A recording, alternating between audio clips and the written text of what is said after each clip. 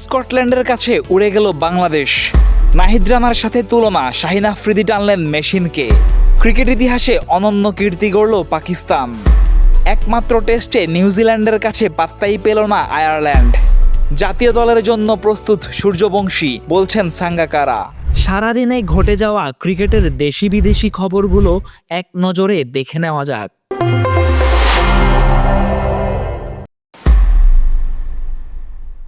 নারী টি-20 বিশ্বকাপ সামনে রেখে স্কটল্যান্ডে ত্রিদেশীয় সিরিজ খেলছে বাংলাদেশ দল, যেখানে স্কটল্যান্ডের বিপক্ষে নিজেদের প্রথম ম্যাচে রীতিমতো উড়ে গেল নিগার সুলতানা জ্যোতির দল। 5 উইকেটে বাংলাদেশের করা 133 রান অনায়াসেই তাড়া করেছে স্কটিশরা। মাত্র 2 উইকেটে 15.4 ওভারেই লক্ষ্য তাড়া করে স্বাগতিকরা। বাংলাদেশের পেসার নাহিদ রানা যেন যন্ত্রণাই বাড়িয়ে দিলেন পাকিস্তানি পেসারদের। একে তো গড়পড়তা গতি, অন্যদিকে নাহিদ রানার স্পিড ঝলক। বারবার তাই সংবাদ সম্মেলনে নাহিদ রানাকে নিয়েই প্রশ্নের উত্তর দিতে হচ্ছে পাকিস্তানি পেসারদের। এবার তো ত্যক্ত বিরক্ত হয়ে শাহিন আফ্রিদি বলেই দিলেন, নাহিদ রানা তো মাত্র 7-8টা ম্যাচ খেলেছে, সময় যত যাবে ততই মেশিনের মতো গতি ক্ষয় হবে। অস্ট্রেলিয়ার বিপক্ষে প্রথম ওয়ানডে দিয়ে অনন্য এক কীর্তি গড়ল পাকিস্তান। অস্ট্রেলিয়া ও ভারতের পর তৃতীয় দল হিসেবে ওয়ানডেতে 1000 ম্যাচ খেলার মাইল ফলকে স্পর্শ করল পাকিস্তান। 1973 সালে শুরু, এরপর গত 53 বছরে 1000 ওয়ানডে ম্যাচ খেলার নজির গড়ল ম্যান ইন গ্রিনরা।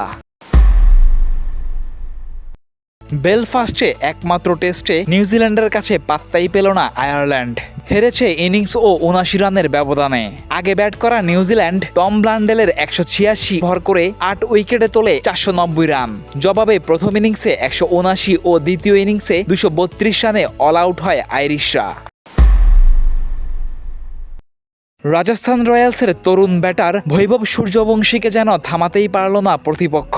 চলতি আইপিএলে দল ফাইনালে না উঠলেও 16 ইনিংসে 237.30 স্ট্রাইক রেটে 776 রান করেছেন সূর্যবংশী। এর মধ্যে 684 রানই করেছেন বাউন্ডারি থেকে। দলটির কোচ কুমার সাঙ্গাকারা মনে করেন, বিশ্বের প্রভাবশালী বোলারদেরকে সামলে এখনই জাতীয় দলে খেলার জন্য পরিপূর্ণভাবে প্রস্তুত বৈভব সূর্যবংশী।